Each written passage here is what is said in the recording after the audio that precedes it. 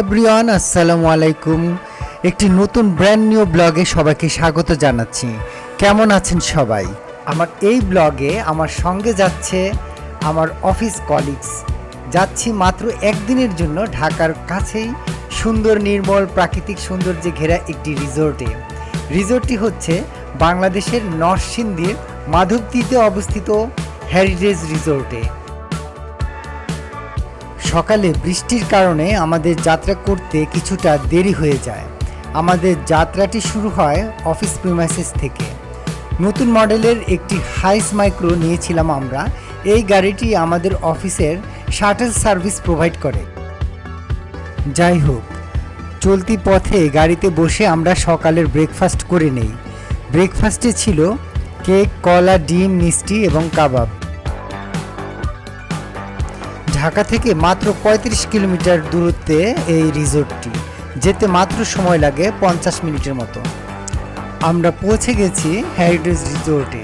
রিসোর্টটি অত্যন্ত সুন্দর এবং সবুজের মাঝে মনোরম পরিবেশের জন্য পরিচিত। ওয়েবসাইট থেকে দেখা যাচ্ছে এখানে ৩ ধরনের কটেজ ব্যবস্থা আছে: তালতলা কটেজ, ভিলা এবং ওয়াটার কটেজ। আমরা ভিলা কটেজ বুকিং দিয়েছিলাম।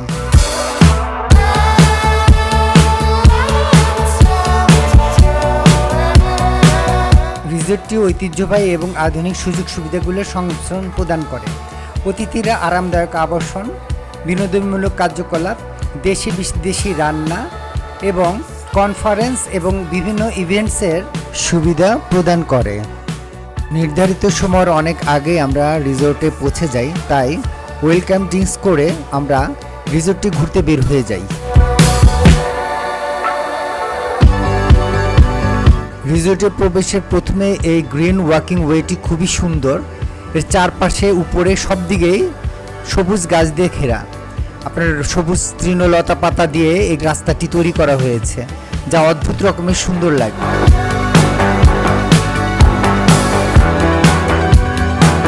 আসুন রিসোর্টের ভিতরে ফোয়ারা সহ অন্যান্য সৌন্দর্যগুলি উপভোগ করি।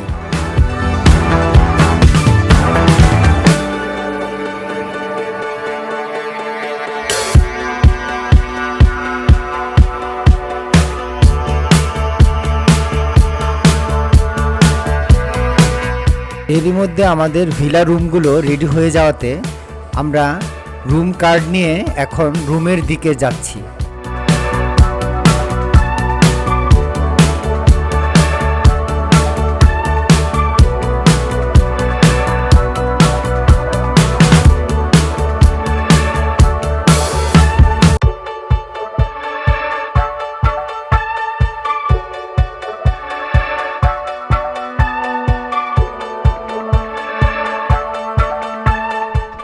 আসুন রুম কন্ডিশন এবং অন্যান্য বিষয়গুলো আপনাদের সাথে শেয়ার করছি।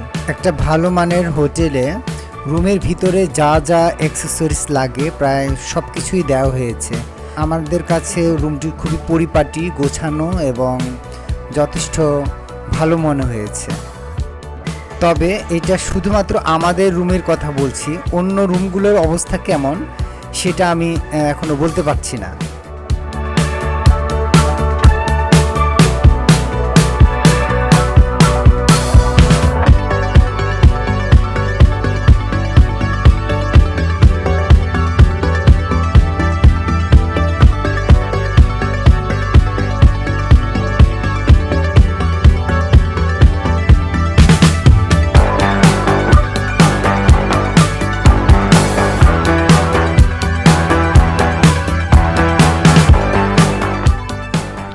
অনেক ঘোরাঘুরির কারণে আমরা অনেক ক্ষুধার্ত ছিলাম, তাই এখন আমরা যাচ্ছি রিসোর্টের রেস্টুরেন্টে লাঞ্চ করার জন্য।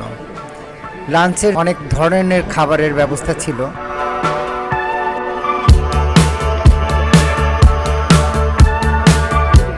খাবারের টেস্ট ছিল এভারেজ লেভেলের।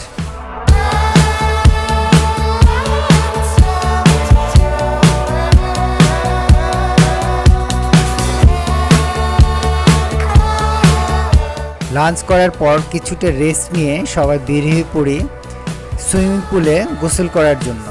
সঙ্গে একটা বল আছে, সবার প্ল্যান হচ্ছে সুইমিং পুলে বাকি বিকেলটা সময় কাটানো, খেলাধুলা এবং এখানে ওয়েব পুল আছে, সেই ওয়েব পুলে গোসল করা।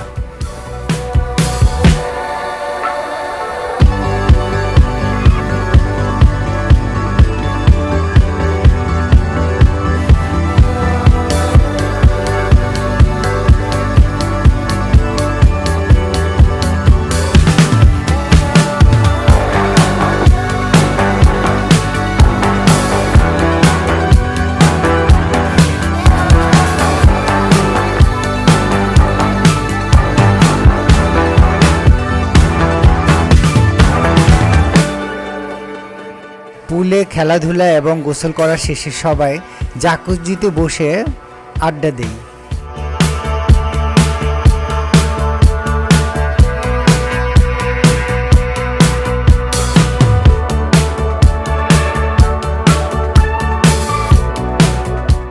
রুমে কিছুক্ষণ রেস্ট নিয়ে সন্ধ্যার দিকে লেকের পাশে বসে কফি খেতে খেতে সময় কাটাই।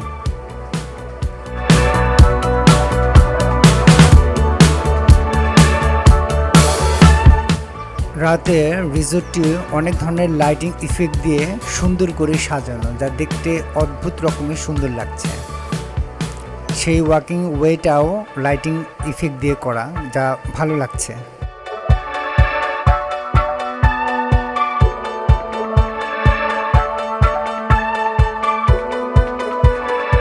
এরপর আমরা চলে যাই গেমস জোনে, যেখানে ভিআর গেমসে আমরা সবাই পার্টিসিপেট করি। আমরা এই গেমসে অস্থির ধরনের মজা পেয়েছিলাম।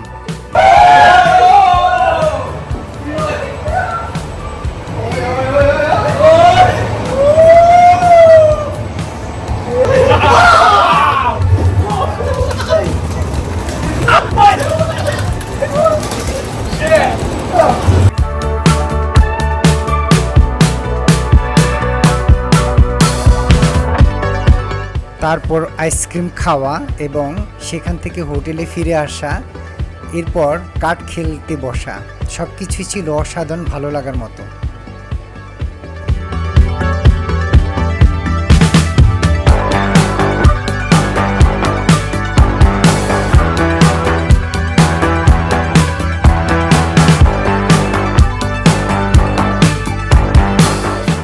রাত 10টায় বের হয়ে আমরা রাতের ডিনার করার জন্য।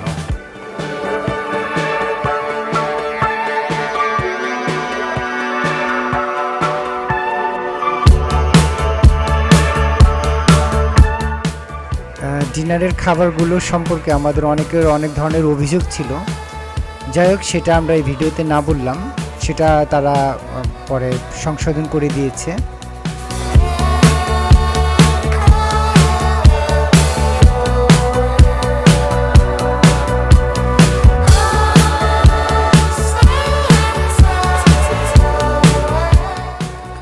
সকালে ব্রেকফাস্ট করেই আমাদের চেক আউট করতে হবে, কেননা দুপুর 12টার আগেই আমাদের অফিস পৌঁছাতে হবে। আর এই কারণে আমরা রেস্টুরেন্টে চলে যাই ব্রেকফাস্ট করার জন্য।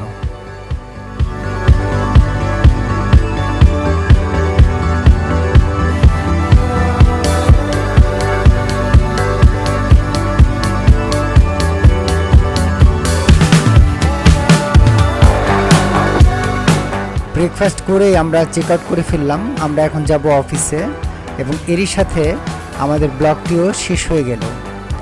সামনে নতুন কোনো ব্লগ নিয়ে আপনাদের সামনে আবার হাজির হব, সেটা হতে পারে দেশে কিংবা দেশের বাইরে। সবাই ভালো থাকুন, সুস্থ থাকুন। আল্লাহ হাফেজ।